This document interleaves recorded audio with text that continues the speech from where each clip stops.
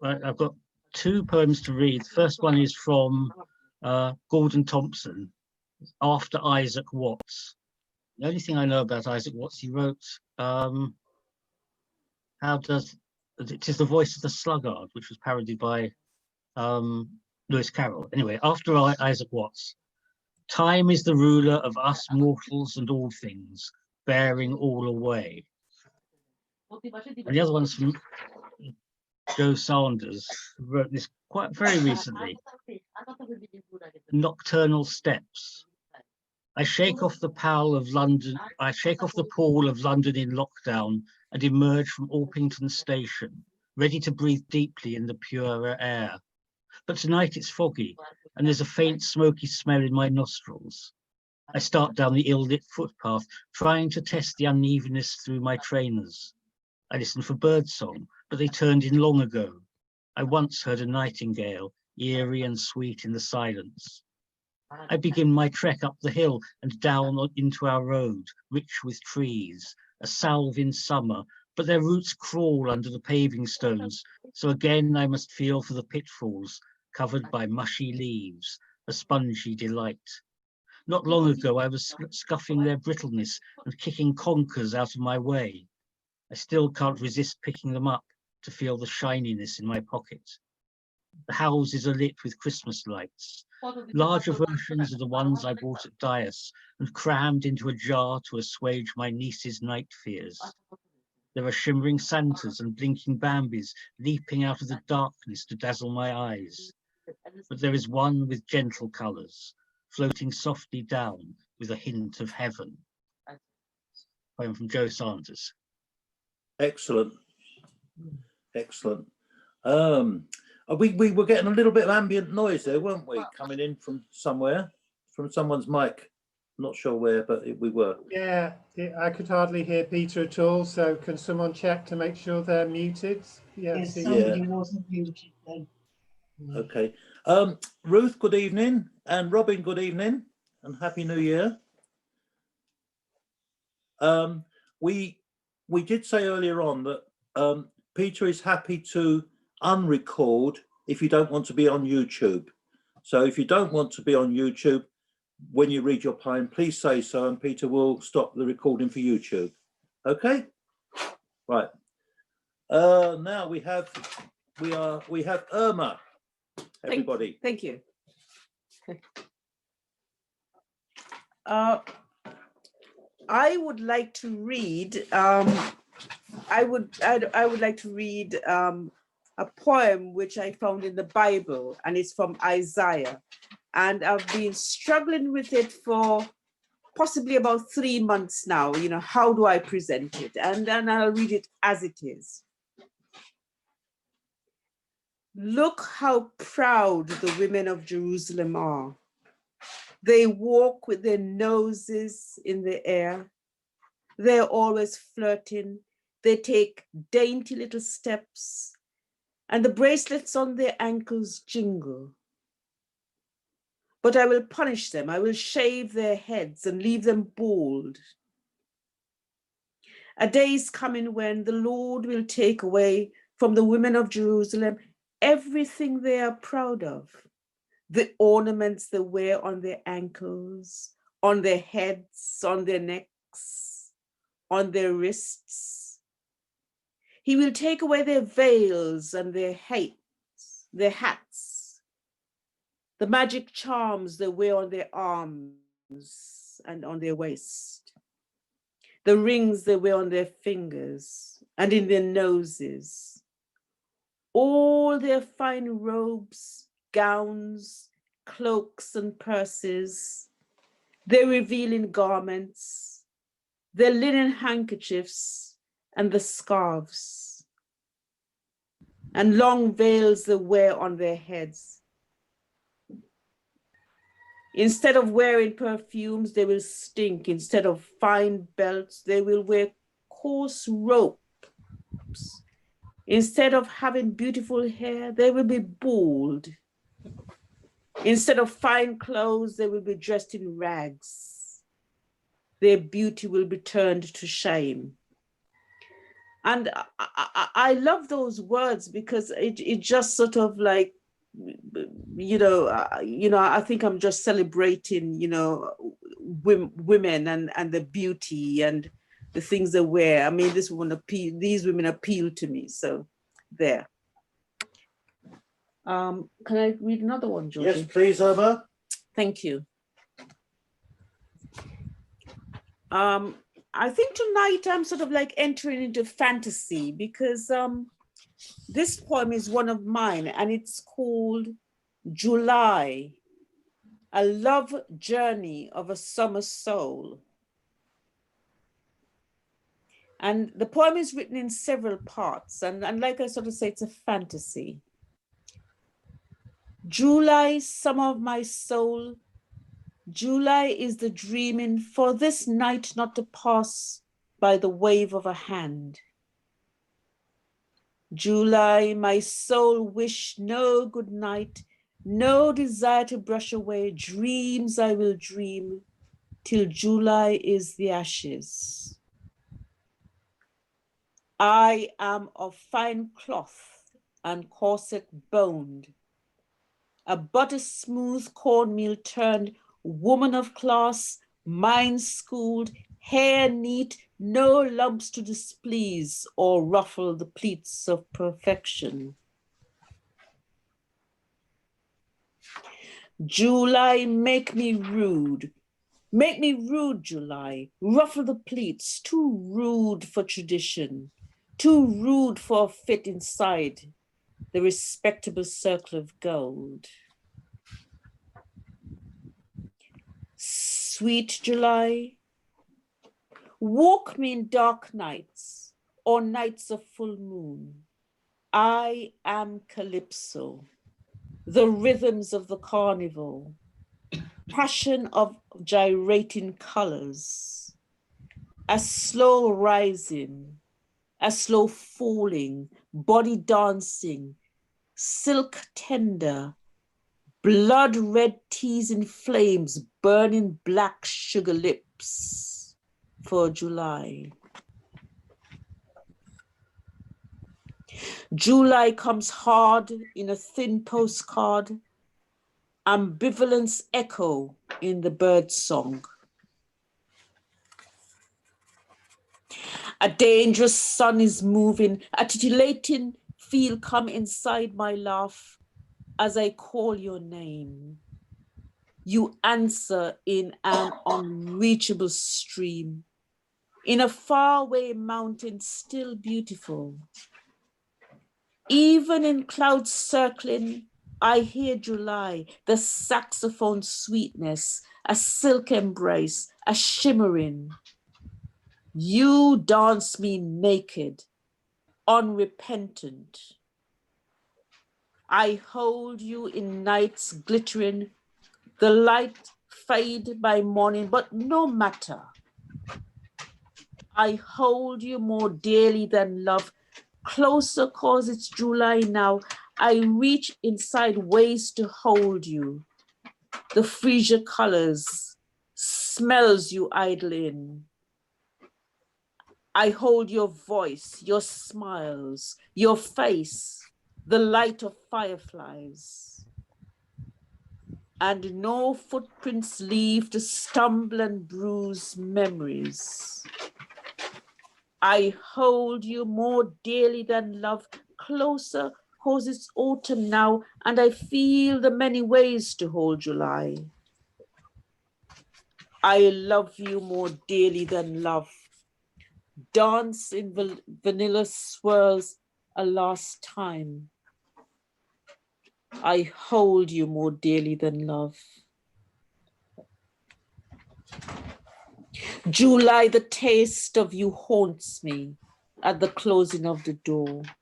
July, I'm wanting bits of kisses, the smell of you, the taste, unchristian, red desire that bruise my heart on dangerous rocks. July never promised love beyond the closing door. A longing for you, July, lingers at the closing. No weeping now, dead fires, no lingering now, night past. July is full stop, writing in sand. July is the end. No treacherous rivers, no absent tears, no spent promises, no burst balloons, no sad colors on a stage, no shreds of the final act shriveled up, obediently burned, no smoke spiraling. July, my soul begs, you kiss alive this good night. July is raw, naked, and untamed. July is the unrepentant ashes I put inside this stone. Thank you. Wow, that's some epic there, Irma, and I think that's a wonderful poem. We can, if you want to unmute between readers, that's fine, and chip in 2 haper or more. You're very welcome. Okay. Right. Now we have Robin. Are you good to go, Robin? Yeah, fine. Can you all hear me? We can. Yeah, you suddenly come up a little bit, so that's good. Right. Yeah, George, last time I joined the group, you very kindly asked me if I'd read the Ploughman and the Encounter again, Mm. which I'm going to do. So, Encounter.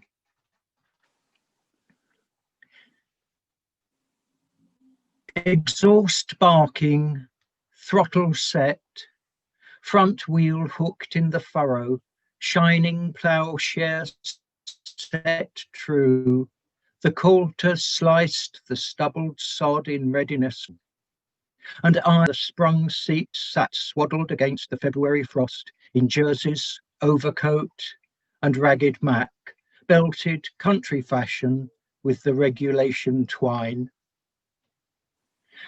Behind the running plough billowed an organic plume, a constant scream of seagulls mad for food. The furrow drew me on, amid the counterpoint of engine beat and seagull chorus, a bubble of bustle within the empty acres. Then came a change of pitch. The seagull choir conveyed an urgency that made me turn.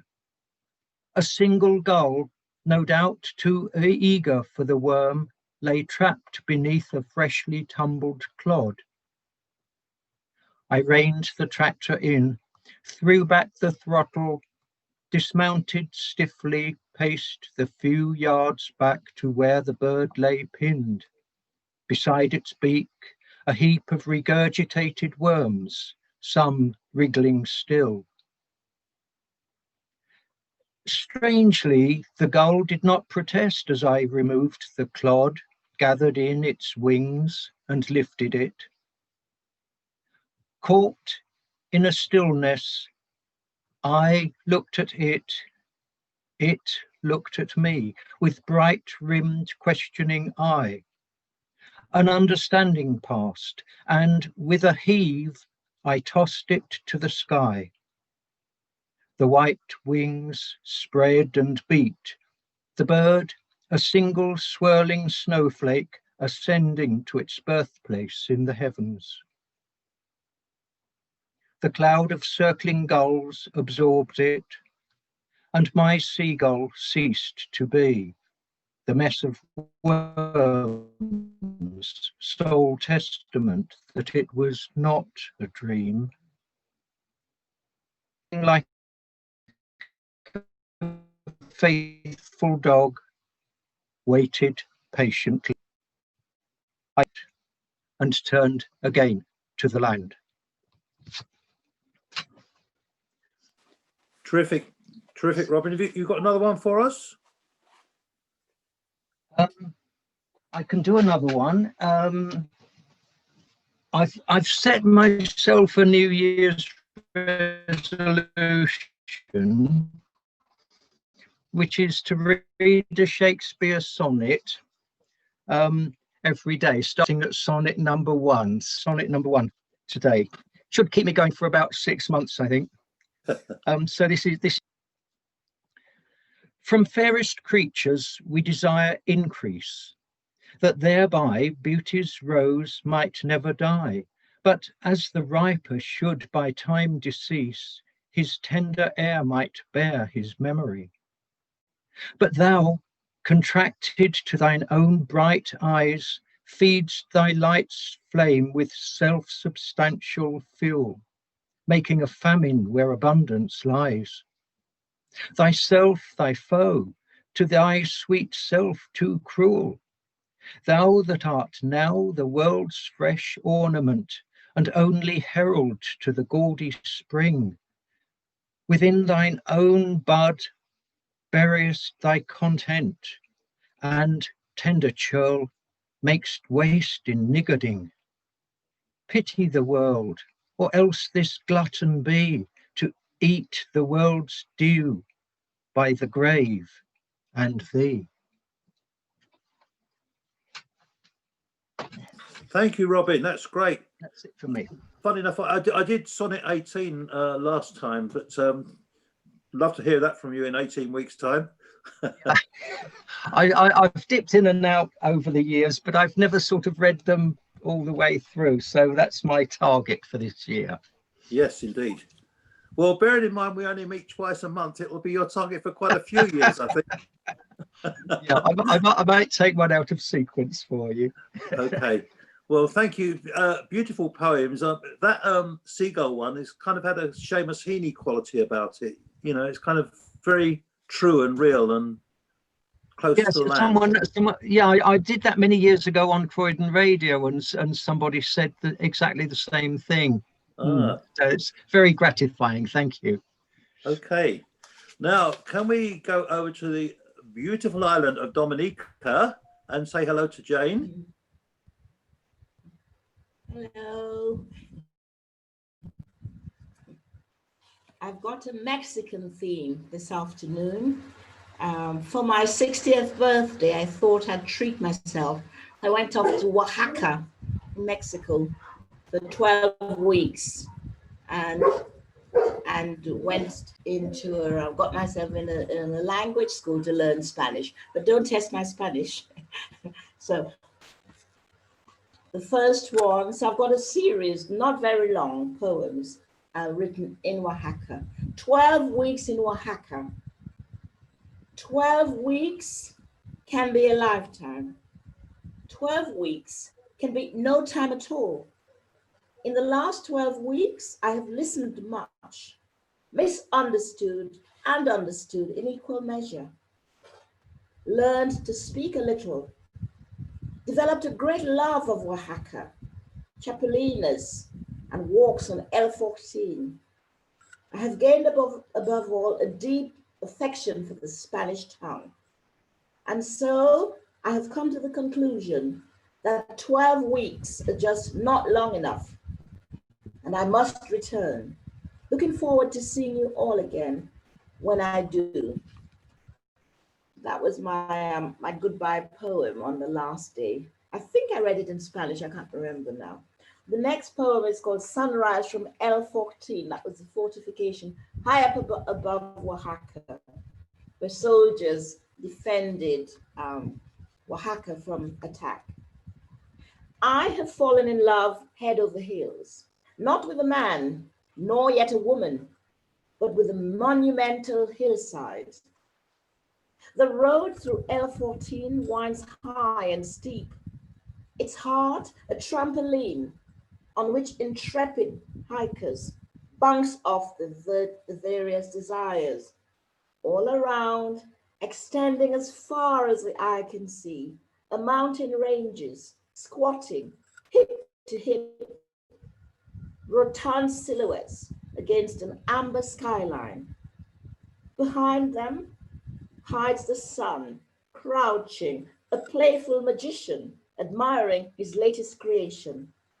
Gingerly at first, he sets to work. Here a smudge of grey on the cheeks of a pallid cloud.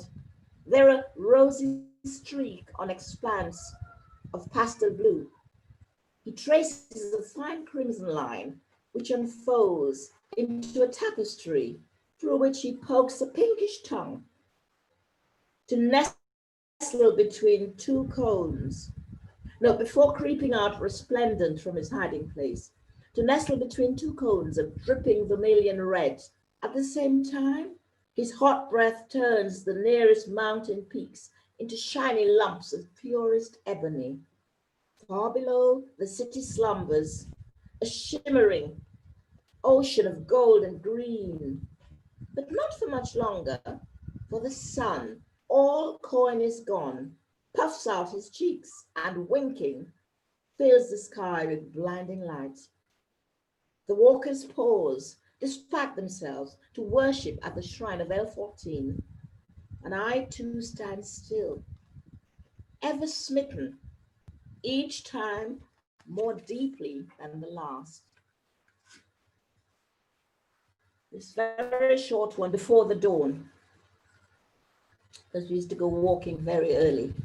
6 o'clock, and I am following the shadows, skipping jauntily before me, a hyperactive puppet, hitching a ride on the coattails of a moonlit morning.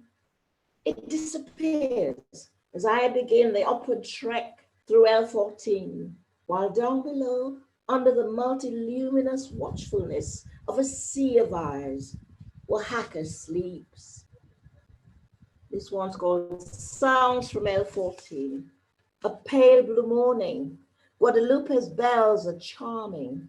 In the distance, cocks are crowing, dogs barking, vehicles rumbling, and a lone donkey hoarsely brays. Closer in the trees, twittering birds, a horse playing. On the ground, running shoes pounding, heavy breathing, friendly greetings. The crunch, crunch of gravel on the foot. And then there's me, striving, striding, while taking in great gulps of cool, clear morning. And the last one, impressions. The full moon looms over Oaxaca, a guardian angel with invisible wings, waiting for the dawn. An unexpected leap out of the dark, split second brush with the unknown. Boom, boom goes my heart. Warmest greetings, smiling eyes, the human features of L14. So much more powerful than the lurking dangers, and so much more real. Thank you. Wow, thank you, Jane. Your poems have got so much more colour and atmosphere than these tourist brochures, you know. Beautiful. The colours are amazing. Yes. Beautiful. Thank you. Alan. Can we hear from you, Alan? Yep, hi there. Hi. I've got some here on everyday objects and everyday subjects. This one's called socks. My new shoes are out of the box.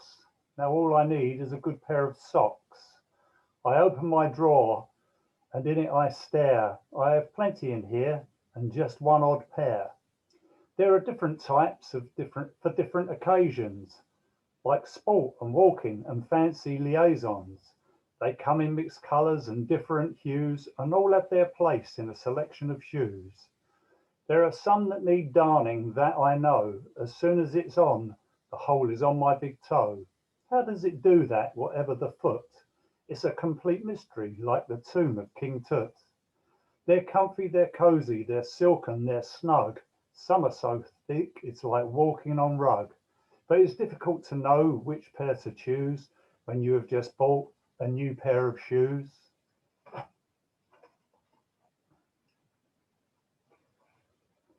And this one, I think it might be an experience that a lot of us may have had. It's called glasses. Oh, not a bloody game, she said. I'm familiar to this refrain. You never remember where you left them as I walk from room to room. Where did you have them last? I hope I find them soon. The thing is, I have several pairs for upstairs and below.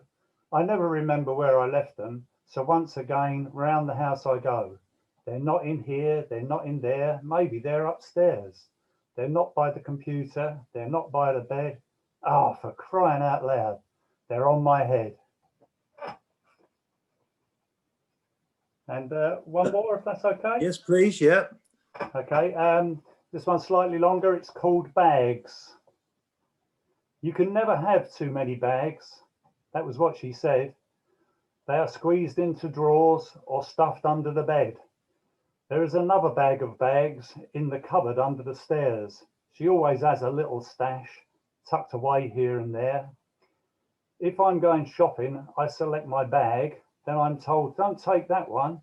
There's a better one to be had. This one's got better handles. This one is for food. I only want to save 5 pence. I don't need to be this shrewd. If we're going to dinner or out with mates, her bag has to be the right volume. Not too little, not too great. This could be quite a task as we get ready to go. So between the 3 she's picked, now she toos and fro's. Finally, she's picked one. Now maybe we can go. But is it the right colour or is it going to clash? She needs to change her ensemble, then out the door we dash. She made all her decisions based on the bag she'll take. Why can't we just get going and give us both a break? But you men don't understand, is the exclamation in her voice. But you've got way too many and much too blooming choice. I know this sounds ridiculous. I know you think it's sad, but as I told you earlier, you can never have too many bags. Thank you. Good. Alan, you've got the gift of making it ordinary interesting. So well done. Love those. Right. Ruth, good evening. Are you muted, Ruth? Yes, it's muted. Unmute. Ruth, we can't hear you. You need to push your unmute button. All right. That's it. Oh, yeah. Good. You can hear me now. Perfect. Yeah, perfect. Thank you. Right. Well, this poem is called Arthur's, and it all happened in Sidcup when this man who'd recently moved in decided to open a cinema. Arthur's.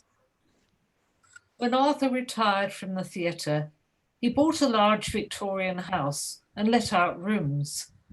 He purchased the monkey that rode on his shoulder and planned to share in some way his love of film. 40 was all he could squeeze into the cinema built in his garden. Patrons sank into red tip-up seats acquired from defunct theatres. Then curtains opened on a lethargic fountain and recordings of birdsong. Arthur typed notes and synopses from his screenings, handed out by the vibrant ex-actress with whom he canoodled when the lights were down. The wheel squeaked on its sprocket as the reel unwound, beaming Unshan Andalou and Metropolis onto a screen that had mostly served its purpose. While some of the audience said it wasn't for them, the core remained, reserving every 4th Saturday for Arthur's next film. Coming up was The Field, set in Ireland, a story of land and its loss, ending in murder. It was a projectionist's nightmare when the dead American came back to life. Apologies at the end never made up for it.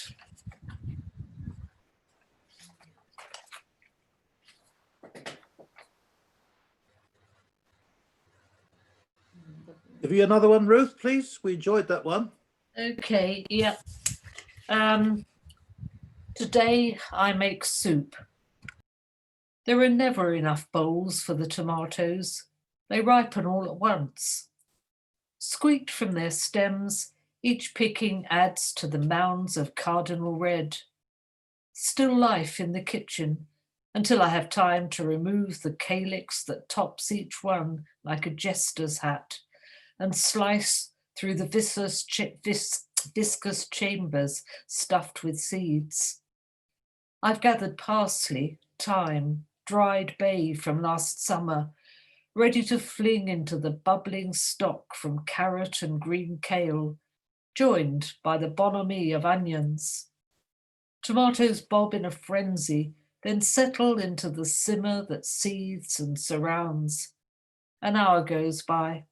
Steam blears the windows. Their redolence fills the house.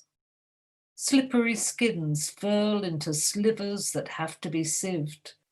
Blades whiz mush into a rich suspension. Cream of tomatoes, soup of the day and days to come, frozen till winter. Lovely, lovely. Very nice. Thank you, Ruth. I like that one. I mean, you can read another one if you wish, or we can wait till part 2. It's your choice. I probably won't be here at part 2, so perhaps I'll read one more if that's all right. Yes, please. That'd be wonderful. Thank you. Right. And this one's about a rather snooty dog that my neighbour owns. It's a Saluki is the breed. It's quite a sort of greyhound looking dog. So I'm speaking as though I am the dog. Saluki. Don't expect me to retrieve balls or give you the big wag. Don't leave me alone either. Absences make me fret. Quite rightly, you take me for walks, but don't expect me to come when you call. Know that nothing will bring me back when I go flat out after a fleeing chihuahua. My ancestors used to kill gazelles. On a day-to-day basis, I'll be polite, but not in check. Don't think sitting beside you means I'm yours. I allow you to groom my ears and tail because appearances matter. I'm glad we have reached an accommodation about my food. Believe me, I'm the closest to wolf you'll ever get in the suburbs. We go back 6,000 years. Whenever dog is mentioned in the Bible, that's me. Right, thank you, Ruth. Ironically, my own dog started padding up and down and being a nuisance while you were reading that, but fortunately we were muted.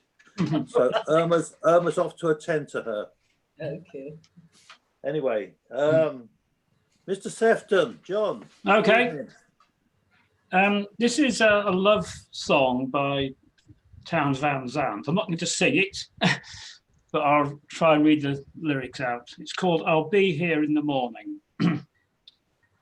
There's no stronger wind than the one that blows down the lonesome railroad line. No prettier sight than looking back on the town you've left behind. There's nothing that's real as a love that's in my mind. There's lots of things along the road I'd surely like to see. I like to lean into the wind and tell myself I'm free. But you're soft as the whispers louder than the highways call to me. All the mountains and the rivers and the valleys can't compare to your blue lit dancing, flashing eyes and yellow shining hair. I could never hit the open road and leave you lying there. Lay your head back easy, close your crying eyes. I'll be lying here beside you when the sun comes on the rise. I'll stay as long as the cuckoo wails and the lonesome blue jay flies. Then this is a poem called A Winter Twilight. Every day I'm sent a poem by an organisation, I think they're just called poets.org. If you sign up to them, they send you a poem every day. And this one is by Angelina Weld Grimke, an African-American poet. She was born in Boston in 1880, died in 1958. It's called A Winter Twilight. A silence slipping around like death, yet chased by a whisper, a sigh, a breath. One group of trees, lean, naked and cold, inking their crests against sky, green and gold. One path that knows where the cornflowers were, lonely apart, unyielding, one fir. And over it, softly leaning down, one star I loved ere the fields went brown. Thank you, John. Well read. The song you did the first one on, it's there's a lot of lyrics in that song, isn't it? It's quite unusual to have that many lyrics. Yeah, in fact, I didn't read out the chorus actually. Right. I actually missed out. I missed out the chorus, Right. which goes, "Close your eyes, I'll be here in the morning. Close your eyes, I'll be here for a while." So it's actually longer than. Okay. So that's by Townes Van Zandt. Townes Van Zandt. Okay. Thank you. I'll probably try and listen to that one. It's very It's well worth. It's on YouTube with a very nice video of a winter driving through winter landscape. Right. Well Okay. worth seeing. Yeah. I'll try and find that one, John. Thank you. Yeah. I'll send you a link. I'll send you a link to it. Thanks very much. Okay. Cheers. Thank you. Bye bye. Bye for now, John. Sue. Hi there. Hi, everybody. Hi. Can you hear me okay? I had a bit of trouble with my sound earlier, but all right. No, it seems coming through nice and clear. That's good. Excellent. I've got 3 short poems then, because I won't stay for the second half, if that's okay. I've got 2 old ones, which I hope I haven't read to you before, and one which I've just written, so it's a new one. So the first one is called Ithaca. I'm mad about Homer and the poems, the Iliad and the Odyssey. So this is Ithaca. She waits, watches the shore. She knows he will return from that long war. She sees the wine-dark waves, their ebb and flow. She envies them, for they are free to go. She keeps the rhythm at her loom. She knows she's safe here, in her room. She is as crafty as her mate. She and the hound can only watch and wait. He sailed the world and lost his friends.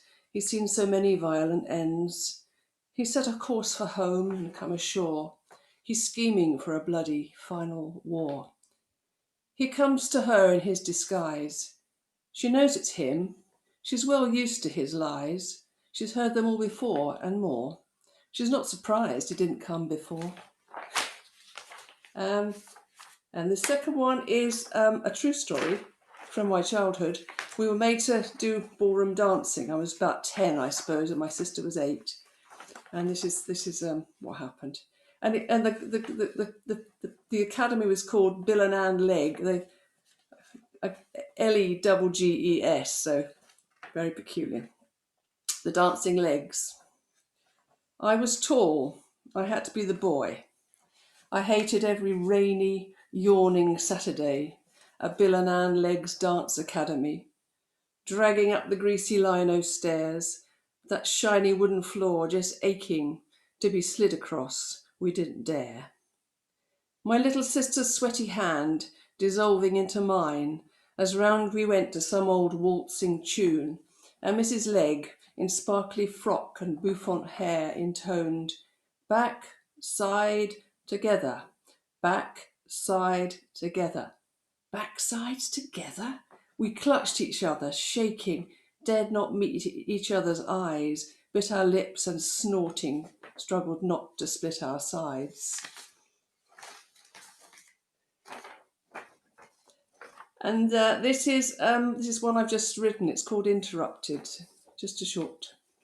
I'd read something about on the BBC News or something about how you had to how Zoom relationships weren't not great, and how I had to kind of nourish them by seeing people in real life. So this is what sort of something struck a chord with me. So I wrote this. It's called Interrupted. We left each other on a beach somewhere, fast running down a busy street, or sitting in some crowded bar. For always there's a time for losing things, careless chapters, when the wrench of life gets in the way. We grew our skillful wings and learnt to fly, took different paths out of the wood. But sometimes there's a time for finding too. Roads intersect, the same old moon still lights us both. So at the crossroads, we've picked each other up again. Held gently in our outstretched hands are seeds for our returning bird. Thank you. Well, 3 very different and very beautiful poems. Thank you very much, Sue. Thank you. It's amazing how children can make smut out of anything, isn't it? Some little remark from the dance teacher. Anyway, thank you. Mohammed, good evening. Yes, good evening, good evening, good evening to everybody. Any of your gems for us? Yes, first a burst of song. Should old acquaintance be forgot and never brought to mind? Should old acquaintance be forgot and days of old lang syne? For old lang syne, my dears, for old lang syne, we'll take a cup of kindness yet for days of old lang syne. Nice little Scotch accent there. Well done. Thank you. Thank you very much. Right. This one is Christmas this year. Christmas this year, at home with the family. Some sun before sunset. No going to the shops. The shutters were my tie hung north window. Fun in stealingly munched on turkey slices and minces. Oh, and some brioche too. We had some boiler chicken, tough to chew, but flavorsome. Clouds and homegoing birds. A catch of TOTP, few minutes. Laid merry mood. My third and last for this phase is year in review. Year in review, when Corona came barging in after the London fireworks. No travel for fun to Belfast, Barcelona, or Bangladesh. No mosque visits to convene felt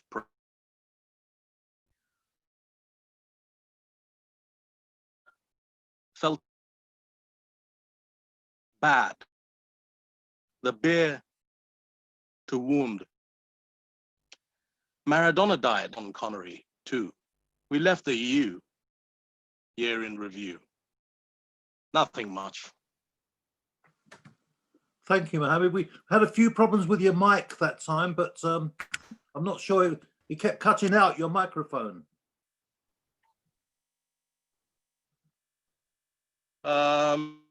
Not really sure why. No, I don't know why, but we caught most of it, I think. I think people caught most of it. Sorry about that. Okay, well, these things happen. That's technology for you. Yeah. Norman, good evening. Norman.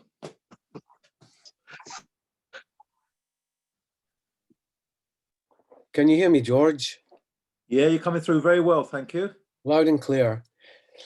Hey, I'd just like to start off by saying to everybody, listen, all we've got to do is stay healthy this year and everything else will just fall into place. So, but I wish everyone a very happy new year. Being the 1st of January, beginning of the year, I want to take you guys back to my beginning in terms of poetry. So I'm going to read a poem by Robert Frost first, and then I'm going to read a very short poem that I wrote, influenced by Frost. So, the road not taken. You probably know this well. The road not taken by Robert Frost. 2 roads diverged in a yellow wood, and sorry, I could not travel both, and be one traveller. Long I stood and looked down one as far as I could, to where it bent in the undergrowth. Then took the other as just as fair, and having perhaps the better claim, because it was grassy and wanted wear. Though as for that, the passing there had worn them really about the same. And both that morning equally lay in leaves no step had trodden black. Oh, I kept the first for another day. Yet knowing how way leads on to way, I doubted if I should ever come back. I shall be telling this with a sigh, somewhere ages and ages hence. Two roads diverged in a wood, and I took the one less travelled by, and that has made all the difference. Thank you. So to put this into context, I'd just gone 17 years of age. I jumped off the school bus that afternoon. Mrs. Cordner, our English teacher, had read us, and we analysed the Frost poem. And I said to my mum, I'd like to write something myself.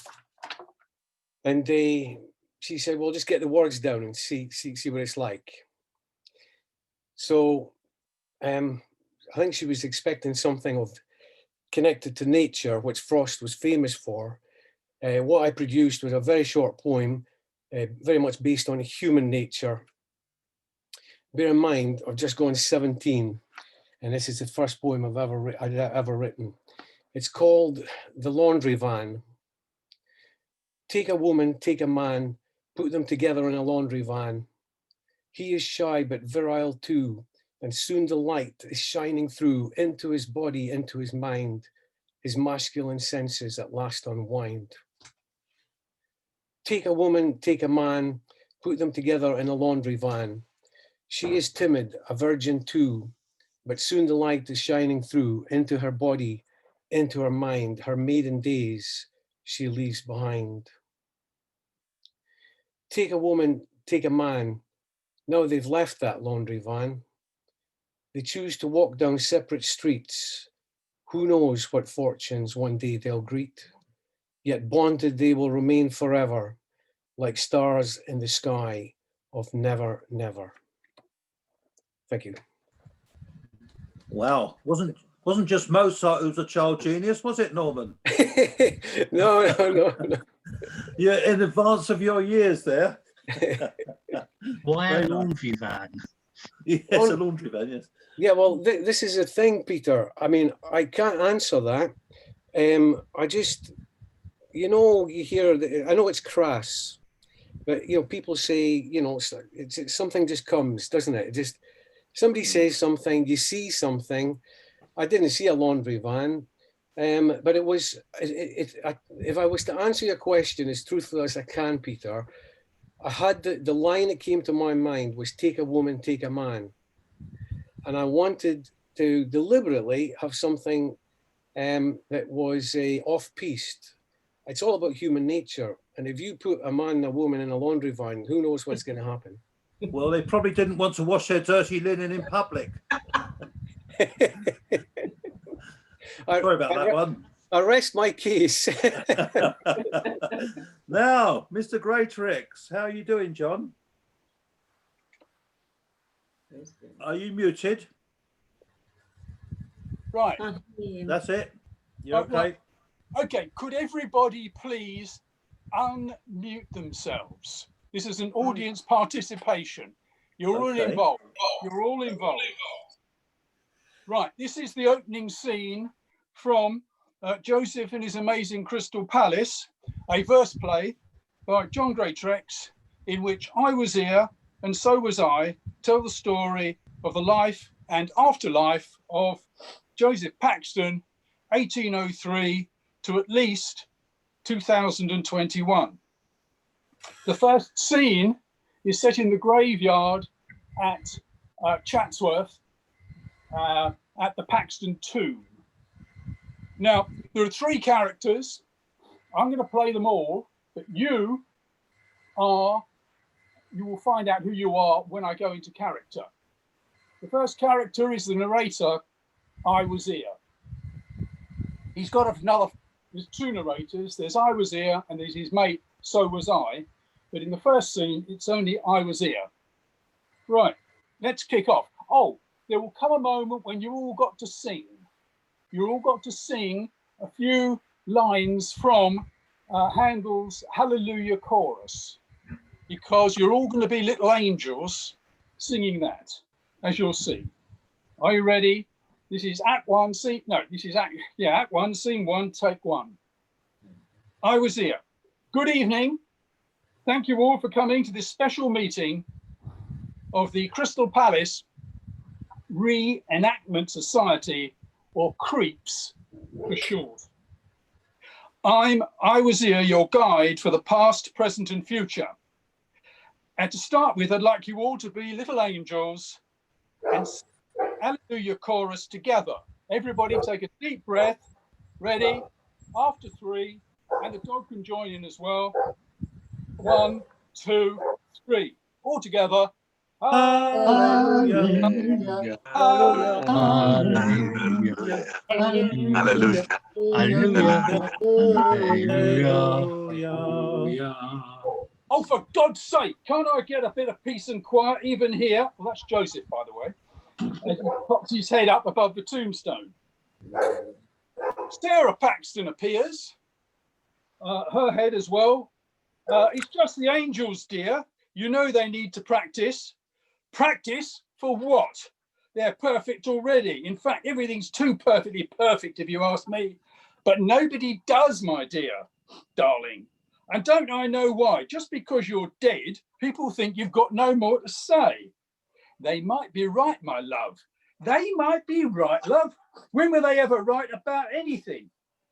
Well, you remember that nice Mr. Cole? He always said you were good at listening. No, sorry, you were good at hearing, but hopeless at listening. So he was right. And so was Mr. Brunel about the water towers. And so was His Grace, the Duke. He always thought his young gardener would go far. Are you trying to flatter me?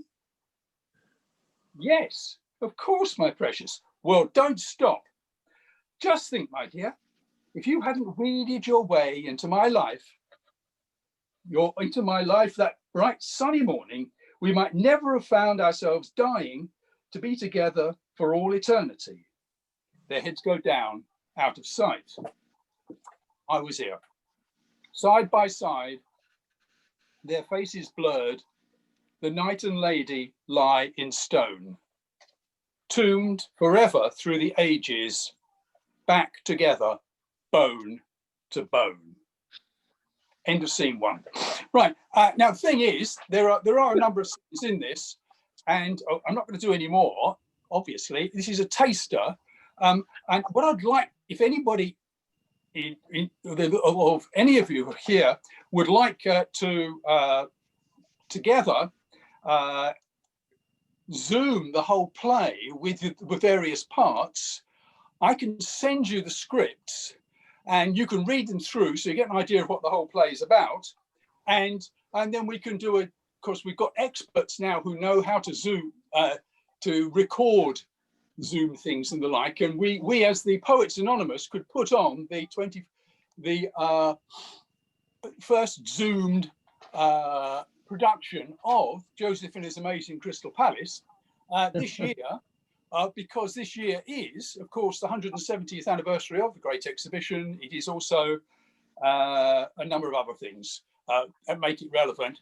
And I'm obviously I'm going to be doing this in Coventry anyway, with some of the school kids and things. The play that I've written, I've already put on in schools down in London years ago. But I'd really like to be able, in addition to have some people in Coventry doing the play, the children doing the play, to have a Zoomed thing that people everywhere could sort of listen to. And anybody who wants to volunteer to be in the play, perhaps we could arrange somehow or other with the organisers, George and Pete and all the others, how we do it. But the offer's on. Okay, well that sounds very creative, John. We probably have to set up a special session for it for anyone who's interested. not Yes, within anybody- the context of a normal Poets Anonymous evening. Oh, I know. because Yes, it yes. No, I needs more realise. time. I realise that. I have just used this as an excuse to. Yeah, yeah. But then, yes. But anyone who is interested, if they want to contact me on my email or phone me, I can give you phone numbers and things like.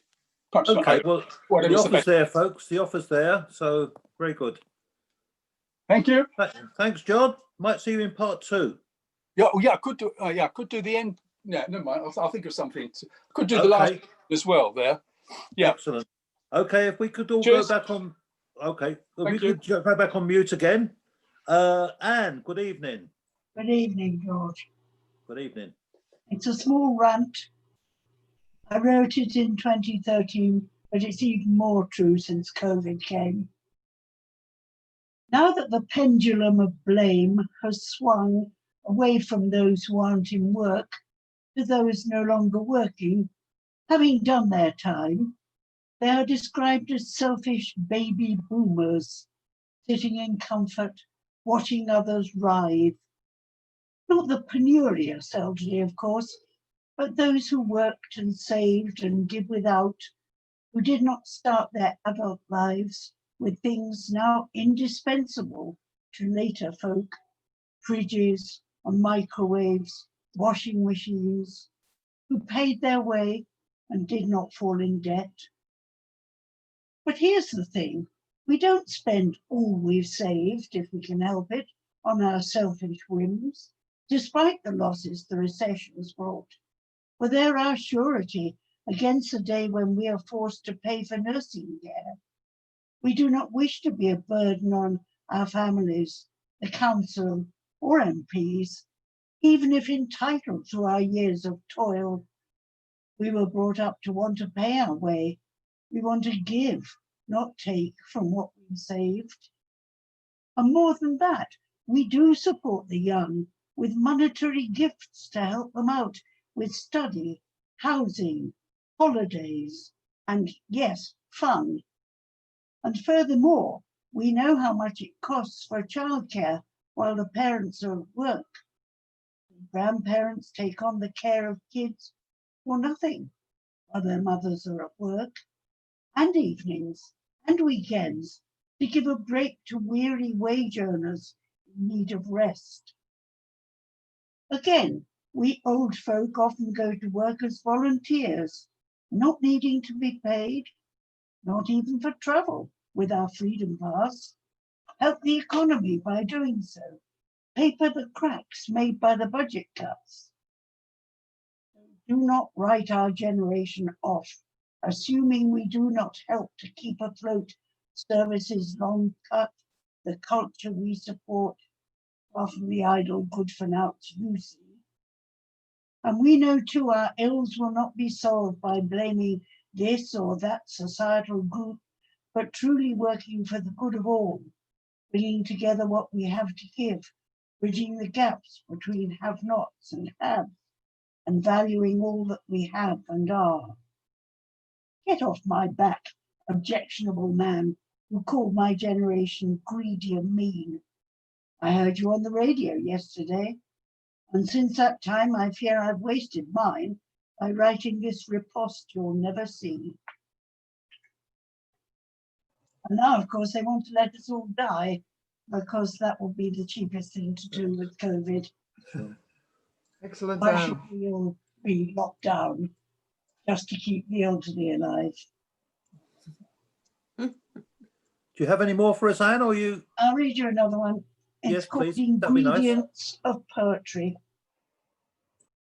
Here is an image, well delineated, but with no meaning to attach it to.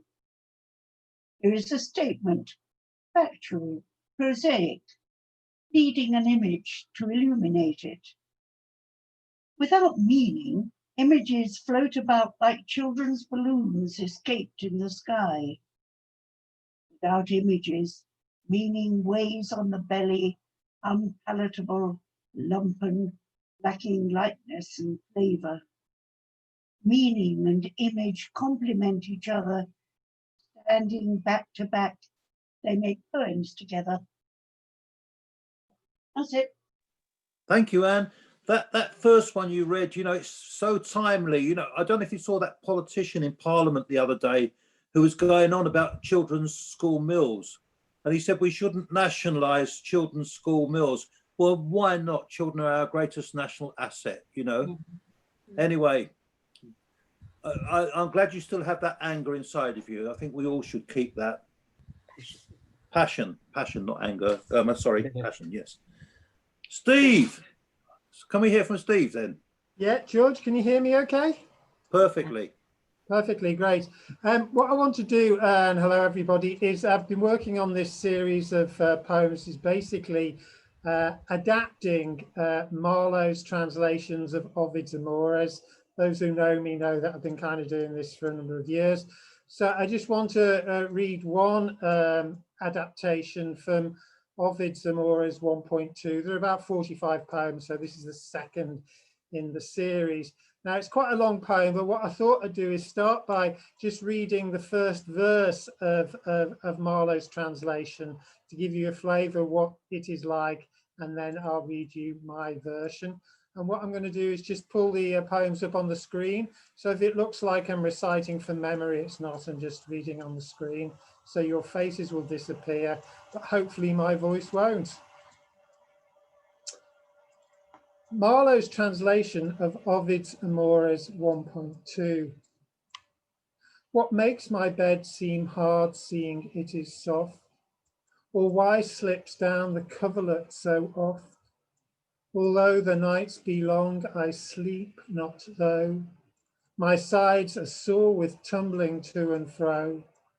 Were love the cause, it's like I should descry him. Or lies he close and shoots where none can spy him? 'Twas so he struck me with a slender dart. 'Tis cruel love turmoils my captive heart. Yielding or striving, do we give him might? Let's yield a burden easily borne is light. So what Ovid was doing was talking about his relationship with Cupid, because he was planning to write poems about war, but then Cupid shot a dart and his future was then changed into a love poet. So my version doesn't really address Cupid, but a more contemporary blonde bombshell that you might recognize from some of the lines. So, Captured, an adaptation of Marlowe's translation of Ovid's Amores 1.2. What makes our bed seem hard, and why does sleep elude us far too often? Though the nights are long, our rest is short. We are exhausted, overwhelmed and fraught. It's all your crazy fault, the constant piercing darts of love and hate in equal parts attack our democratic hearts. To yield or strive, which one will give us rest? Let's yield, a burden simply borne is best. Unwilling lovers, love does more torment than such as in their bondage feel content. Submitting bodies, hearts and minds, we hold our captured thoughts for you to bind. What need for war? We sue with you for peace, as arms to conquer harmlessness is pointless. Lately caught displaying new-made wounds, like slavish fashionistas, captive like bemanacled and bound, examples and disciples like all fools that seek love's rack, to follow on like glory boys with brains below our backs. So famous worshipped as a king, in triumph loudly do your vassals sing. Smooth speeches, fear and rage sit by your side. Your tropes of conquered truth has sadly died, and foolish humans made to worship gods, take them away and where's the power gone? Confusion in your words and hair ungilded, future far less golden, much less gifted. If we err, then many shall you burn and give wounds infinite at every turn. In spite of us, your arrows swiftly fly. A scorching flame burns all those passers by. A trumpet blast of truth, you say, but lie. And vassals, slaves, and bourgeoisie are caught in your appalling calumny. And soldiers' constant marching bands manipulate the captured with their captivating hands. Though fabrication will convince more than your armies armed with tactics practiced in intent to sell a product no one needs, as tyrants, lackeys, filthy rich with lust and greed, control and feed the hungry millions. Circuses indeed. Thank you. Wow, great for sending it off to a certain departing president, Steve. Wonderful. You worked No it names, out, no George. petrol. Wow. It's not that quick after all, then, eh? Yeah, wonderful. Thank you. Now, who have we got now? We've got Jim. Jim, good evening. Hi, can you hear me? Perfectly, yeah. In the first poem, I put myself in the place of a latter-day Dante who's searching for his Beatrice. It's called Beatrice Descending. I try to summon up my Beatrice in every girl I see, but each time I fail, and my love becomes more and more unreal, like a tailor's dummy, opaque but transient as well, destined as it were for total meltdown. So I journey far and wide through purgatory and hell, always this pain in my heart, always cursed by some dark magician's spell.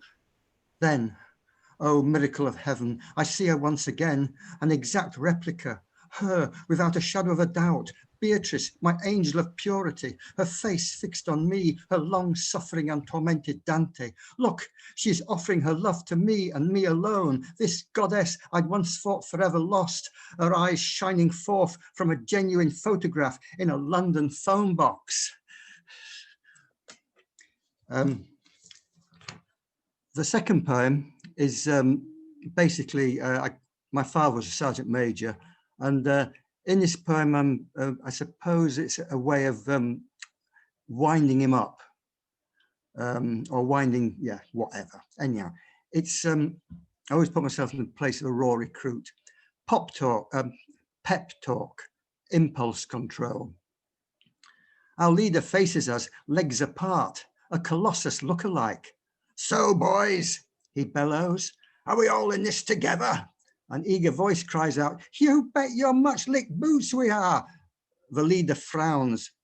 What did I just hear?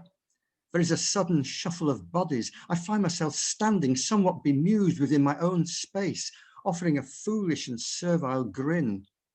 The leader circles, looking at me from all angles, as if examining a carcass. Explain yourself, he growls. Sir, it was just a little joke. He is not pleased. A joke? Hapless, I nod. The leader turns to the others, his nostrils flared. What shall we do with this interloper?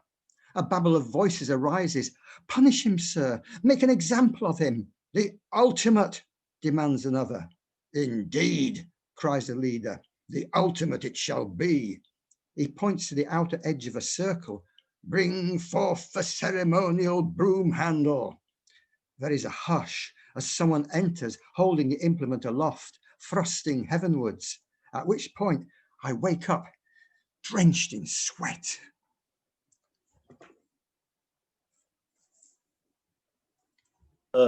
Great, Jim. Do you want to do another one, or are you going to say that? Yeah, no, that's it. No, that's it? That's it for this session, yeah. Wonderful, wonderful. Well, we salute your father anyway. Yeah. I'm not sorry with how many fingers, but we will salute him for you, Jim. Good, good. Two will be enough. Peter. Hello, can you hear me? Yes, very well. Right. I'm going to read my New Year's poem, written many years ago. Across fungal dark bark, a small window of winter sun, a ladybird, too late or too early for the year, crawls on this warmer sill in an ice-clamped forest. It rakes our walk to the wild service trees, meagre remains of the ancient wood we visit each new year to touch, to decorate with our dreams. The ladybird lands on your gloved hand. You carry it with us, hand cupped round it like an ember. I love that one, Peter. Is that yours? Yes. Beautiful. Lovely poem. Thank you. And 24th of December, 1601. I found him in the secluded spot he discouraged us from going, the place he took important guests, the place he read his private papers, knowing no approach without his knowledge, the cracking twig, the disturbance of leaves. Not appearing for a meal, I was sent to find him, as so often I was sent to find him, a bastard son, a servant. A mild day, the winter sun shining like the eye of God clear down on him, on me, but then it shut. I found him sleeping, a book I shall say was the Holy Scripture open on his lap. He uttered one word. I shall say he was already dead.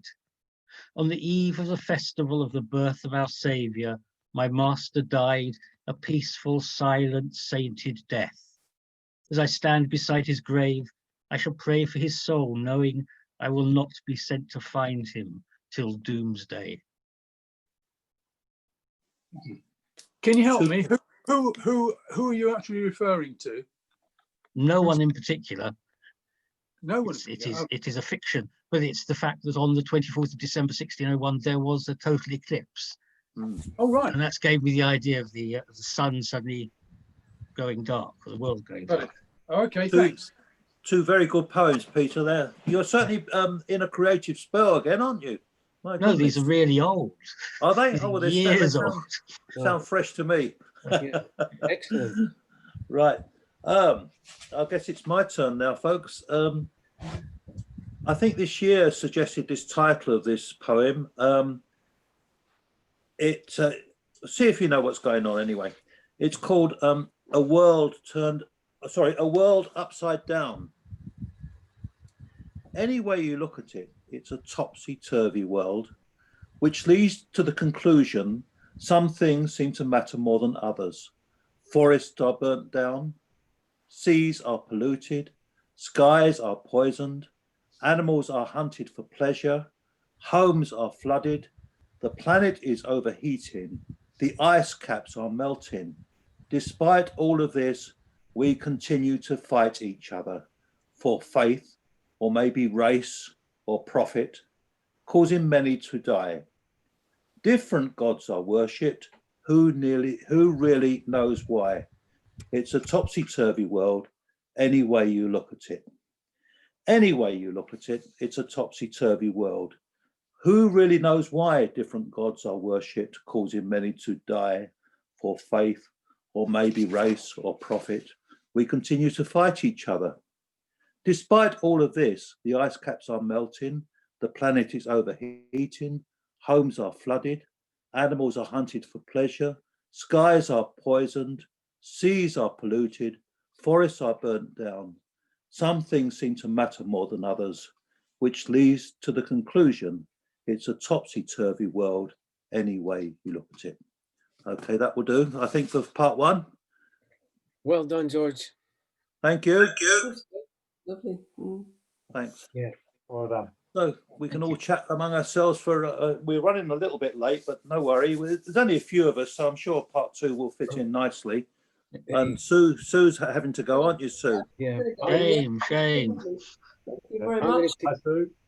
Yeah, lovely to see you all. I'll see you all next time, hopefully, and have a look for on the YouTube.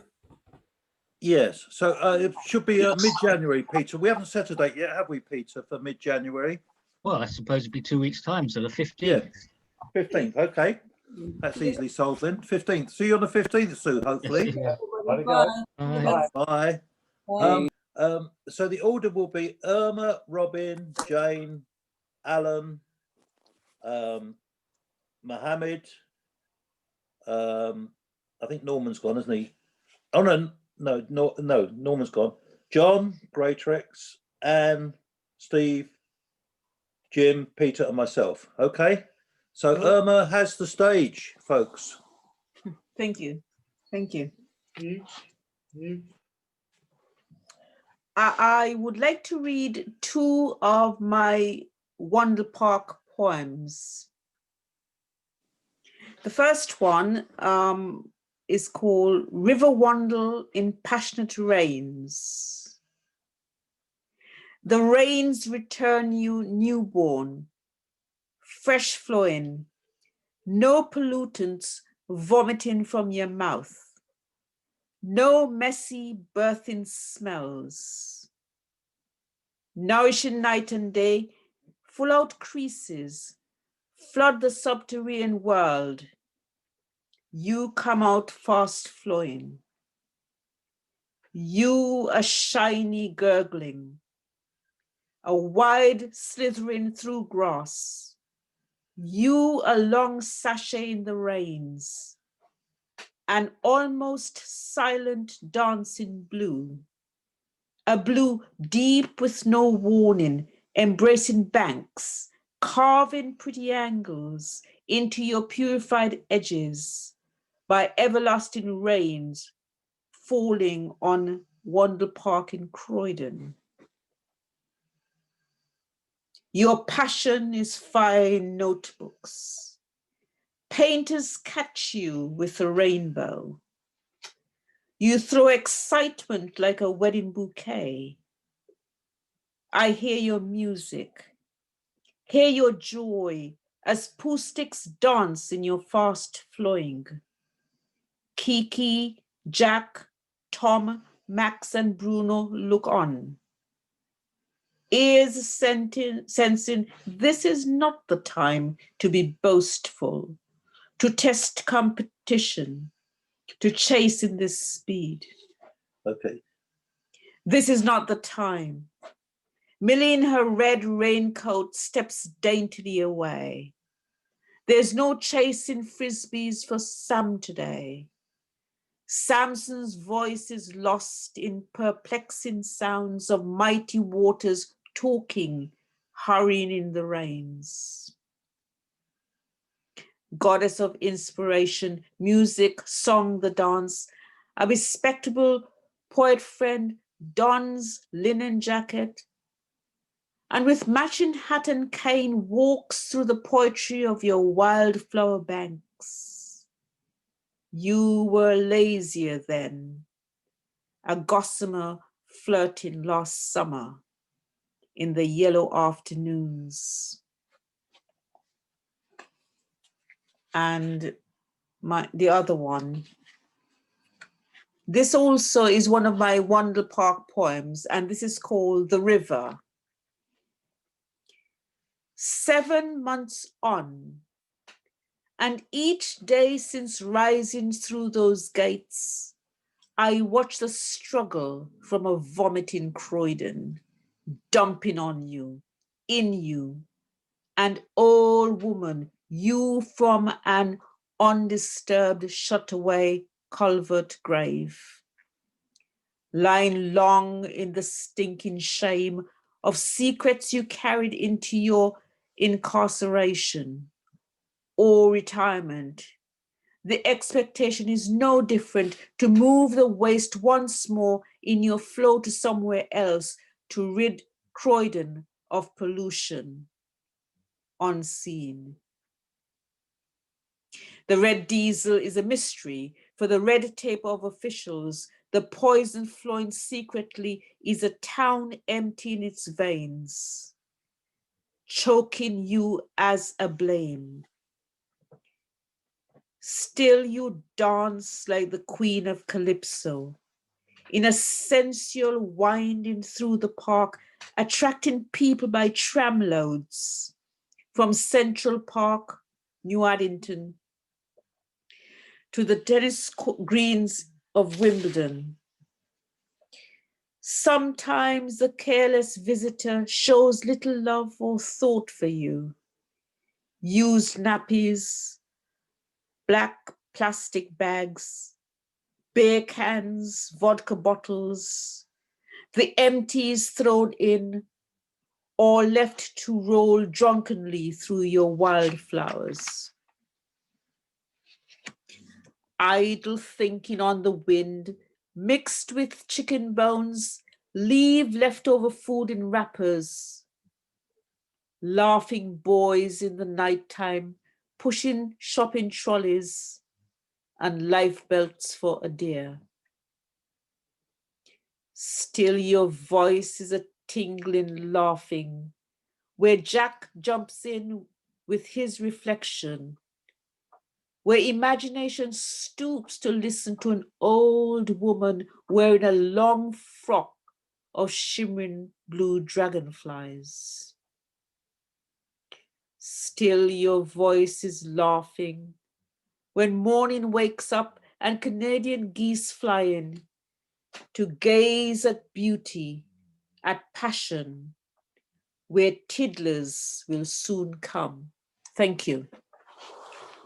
Well, that sounds so nostalgic now, doesn't it, everybody? You know, I just hope we can all meet up on the bandstand this summer, but who knows? Who knows? Robin, have you any of your gems for us, please? Robin, there he is. Yep. Lovely. Yeah, a couple of seasonal ones. Christmas has been a bit different this year, but this one was written in the light of a more normal Christmas. It's called Boxing Day Morning. Silence now and solitude, while elsewhere in the house the rest snore on. Contents of bottles processed soon to cranial pain, the interest charged on pleasure. Wreckage of another Christmas, some things wanted, many not. Discarded food, streamers limp with anticlimax, strange things ground in carpets newly mapped with stains. Drifts of festive paper, crumpled, disregarded. Chairs, now unfamiliar, dusted down from attics to seat the unaccustomed throng, now gone. In the kitchen, baleful jugs of liquid this and that, fridge full of leavings neatly packed, bubble and squeak for at least a week. And in the corner of the living room, the baubled tree for a few days more will sparkle bravely on. Outside, squirrels frolic unaware, while in silent celebration of a birth, the first bulbs struggle through the earth. And the second one is called New Year. Two-headed Janus, one head up the anus of the old dead year, but the other gazes out across time's tundra to the mist-blurred rim. Month markers, like poles plotting a secret road, march into distant murk. We watch the swirling mist, wonder what will come. That's it. Thank you, Robin. It's not just Alan who can make the ordinary extraordinary. That Christmas poem was wonderful. Thank you. Yeah, thank you. Now, can we have Ruth, please? Is Ruth still here? No. But well, we go on to Jane. Yes, I'm here. Hi, Jane. Yeah, well, I need to unmute. Oh, yes. Still on the theme of Mexico, Oaxaca. I loved listening to the mariachis, the street singers with the guitars, men, all of them. And that's one of the songs I loved. It's called La Golondrina, the swallow. And it's quite a sad story where the male swallow thinks, will my wife and I get back safe and sound? Supposing the wind howls and the weather's bad, what will happen to us? So that's just La Golondrina.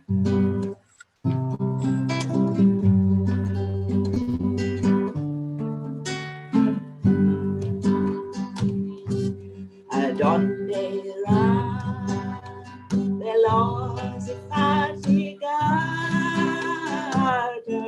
la golondrina que de aquí se va. O si en el viento se va buscando amigo y no la encontrará. Junto a mi reina encontrarás un nido and donde pueda descansar. También yo estoy en la región perdida. Ay, cielo santo, y sin poder, ¿a dónde irá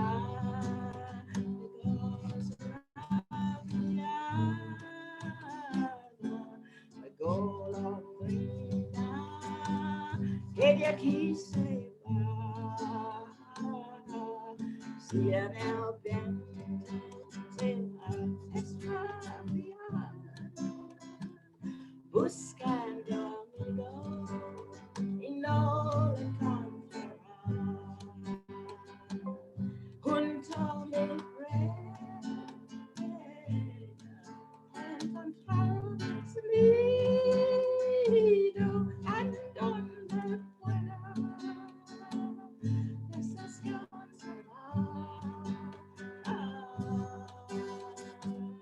también yo estoy en la región perdida al cielo santo y sin poder volar. También yo estoy en la región perdida al cielo santo y sin poder volar. Y sin poder volar. Y sin poder volar.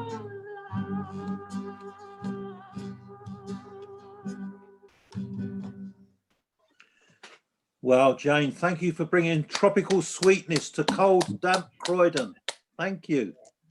Do you have any more for us, or you?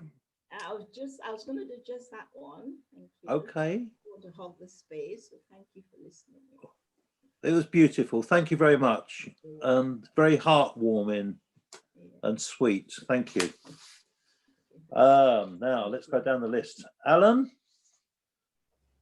Yeah, I'm here. Yeah. I've got a couple on art now. One's about an artist who's completely unknown.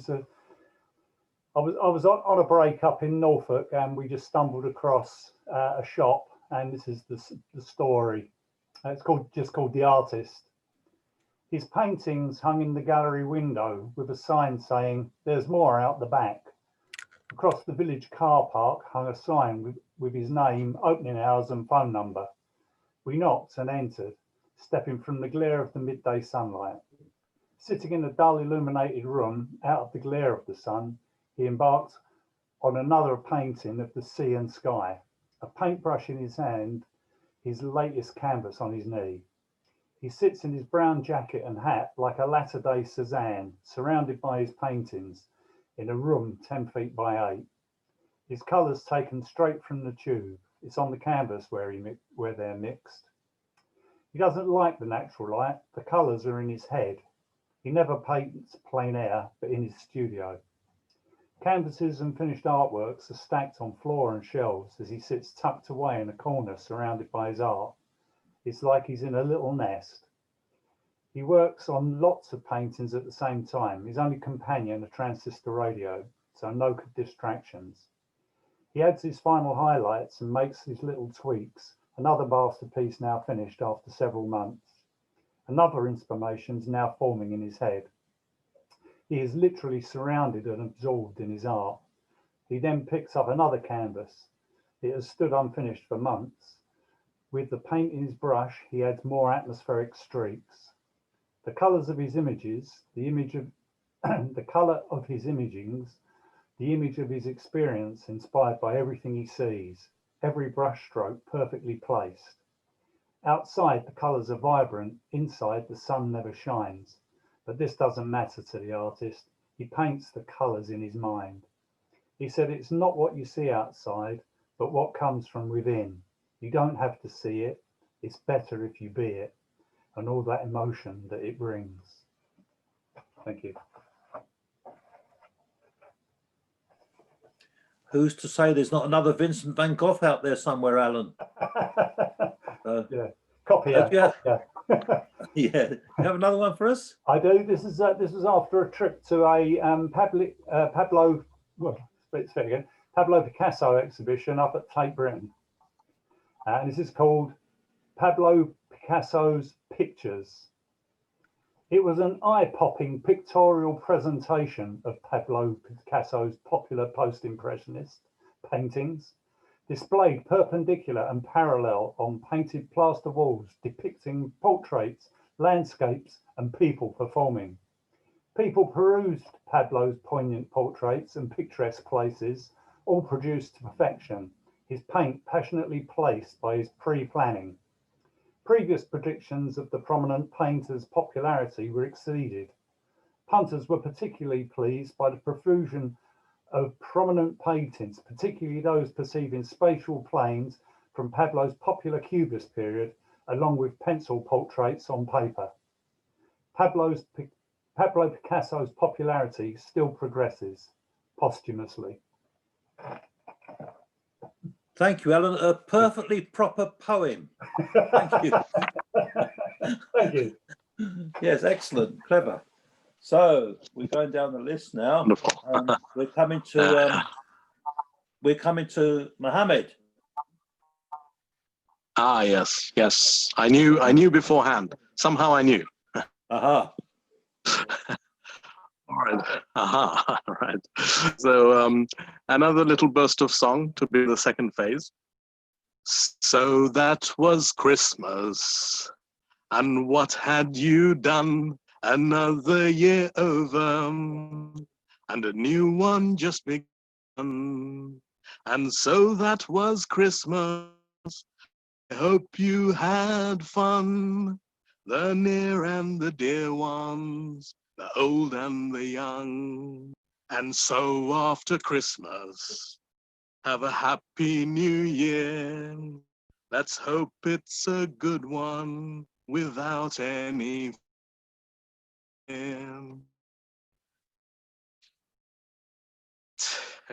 Into a couple of mine. Much of love. What does it take? An ounce of love that finds a cloud to rain down from. How does it weigh through kisses and hugs, a ton of daydreams and a walk through charm? Where is it lodged? On a peak and crown, like a precious stone, death's exit. When is it pronounced? Of song, when the stars sign fair and the ice cuts not. Who personifies for me the lust of love, that dahlia of smiles, even summer inside?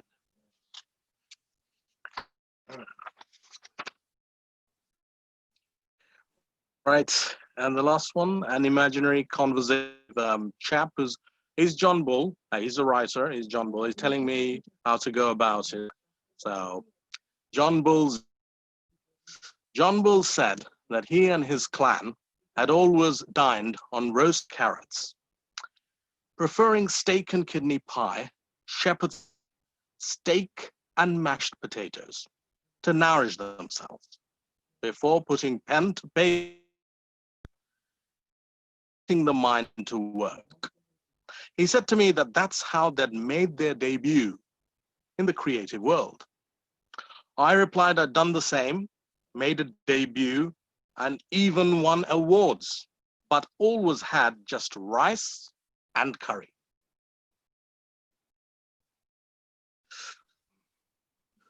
Thank you, Mohammed. You're welcome. I don't think England led the world in cuisine. It's only in recent years, since other people arrived here, that we've actually had some decent food. So there you go. John, how are you doing? Anything for us, please, John, from your very original stock of material? We get a nice view of your T-shirt. We can't hear your voice. Oh, right. Sorry, this is John. Right. Okay. Okay. Again, this is the last few lines of the little play. Again, audience participation, but you know the words already. Alleluia, alle, alle, alleluia. Okay.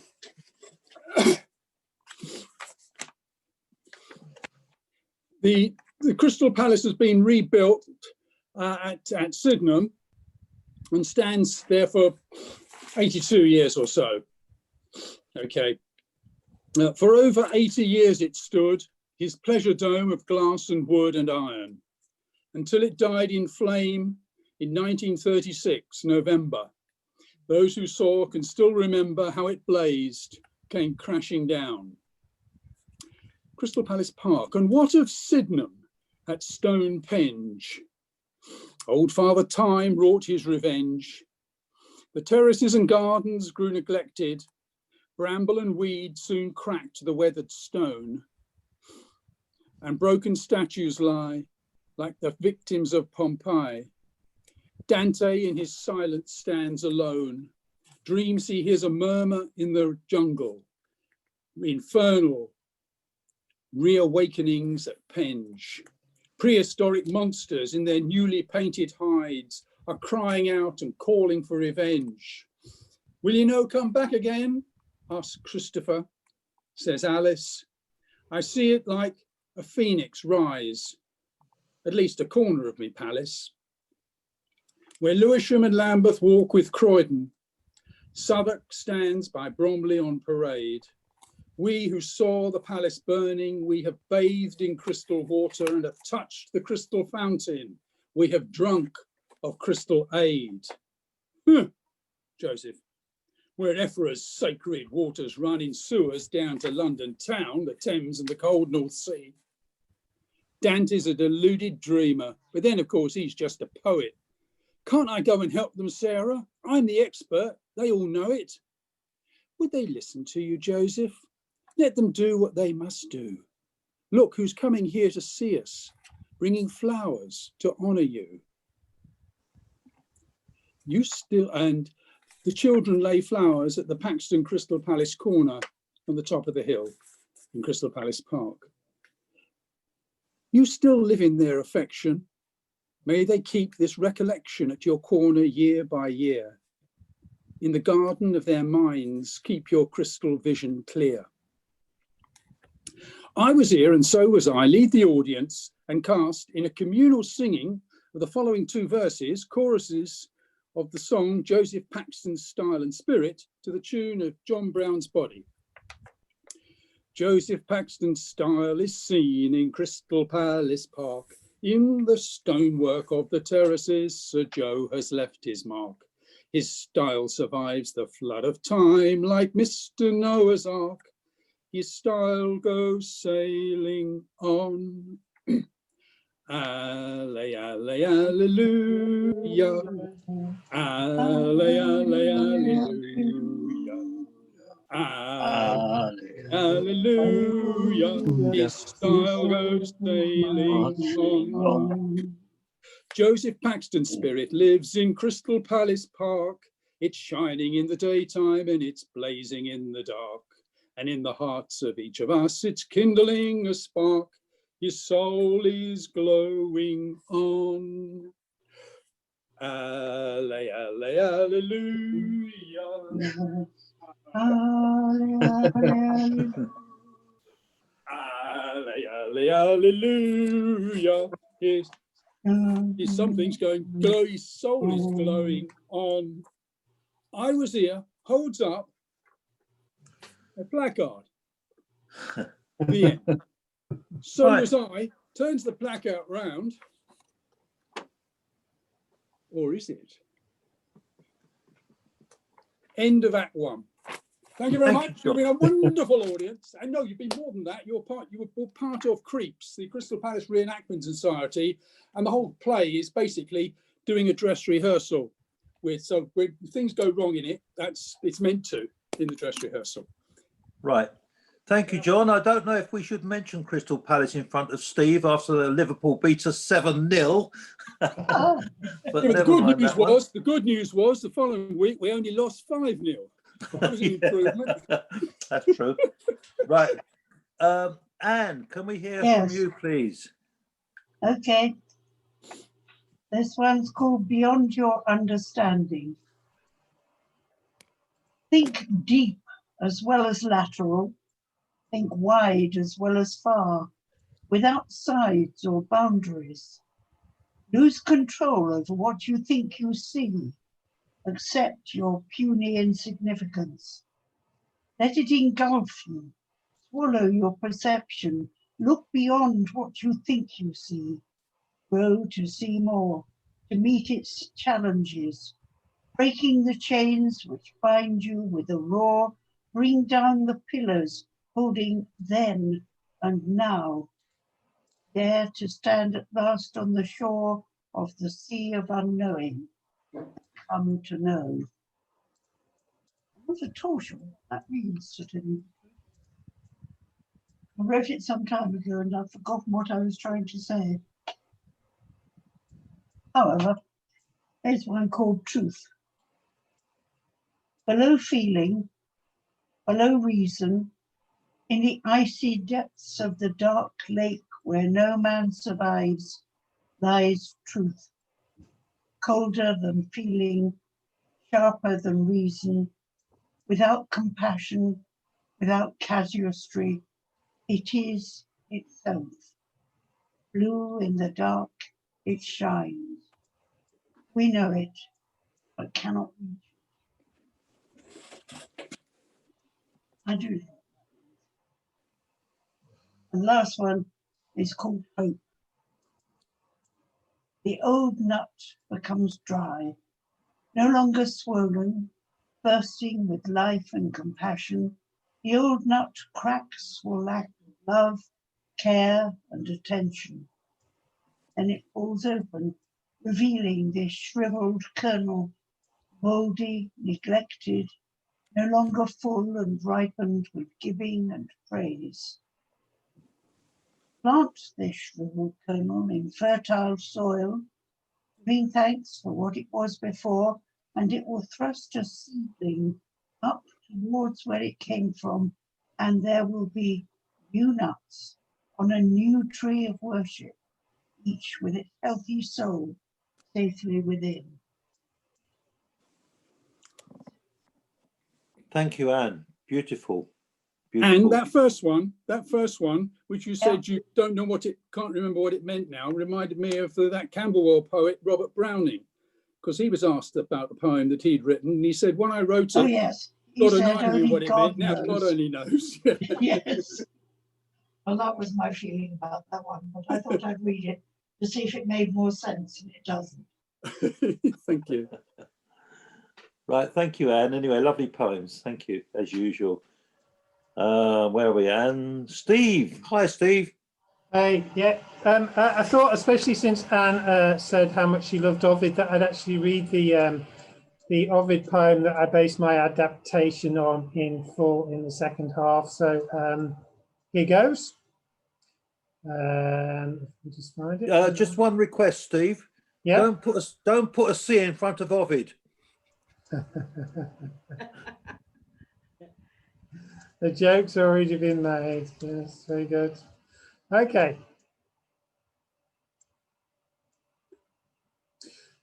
Marlowe's translation of Ovid's Amores 1.2. What makes my bed seem hard, seeing it is soft, or why slips down the coverlet so oft? Although the nights be long, I sleep not low. My sides are sore with tumbling to and fro. For love the cause, it's like I should descry him, or lies he close and shoots where none can spy him? 'Twas so he struck me with a slender dart. 'Tis cruel of turmoils my captive heart. Yielding or striving, do we give him might? Let's yield, a burden easily borne is light. I saw a brandished fire increase in strength, which being not shaped, I saw it die at length. Young oxen newly yoked are beaten more than oxen which have drawn the plough before. And rough jades' mouths with stubborn bits are torn, but managed horses' heads are lightly borne. Unwilling lovers' love doth more torment than such as in their bondage feel content. Though I confess I am thy captive eye, and hold my conquered hands for thee to tie, what needs thou war? I sue to thee for grace. With arms to conquer armless men is base. Yoked Venus doves put myrtle on thy hair. Vulcan will give thee chariots rich and fair. The people thee applauding thou shalt stand, guiding the harmless pigeons with thy hand. Young men and women shalt thou lead as thrall, so will thy triumph seem magnifical. I lately caught will have a new made wound, and captive like be manacled and bound.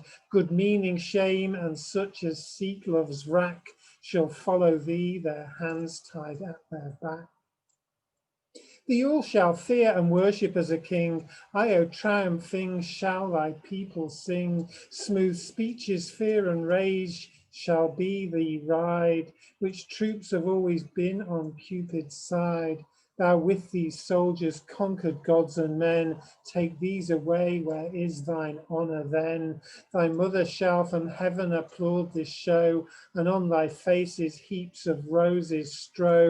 With beauty of thy wings, thy fair hair gilded, ride golden love in chariots richly builded.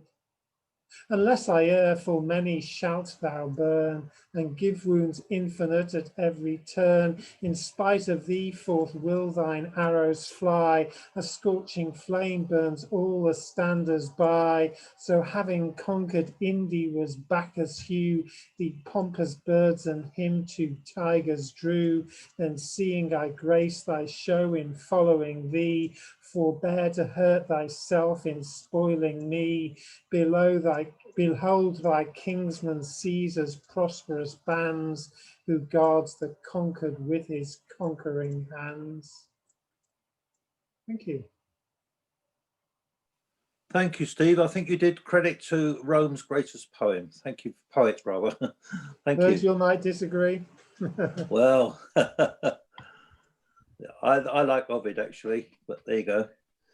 Now, where are we up to? Jim. Good evening, Jim, again. Hi. The first poem I'll read is after a chap called Miroslav Holub, who he was quite the rage some time ago. And he wrote a poem called Inside a Boy's Head. There was this, and the others. And I've got a poem called Inside an Old Boy's Head. Inside an old boy's head, you will see a queue of eager people coiled around a bookshop, seeking signed copies of his yet-to-be-written autobiography. And you're sure to be treated to an endlessly repeated video of a fantastic goal he once scored at school.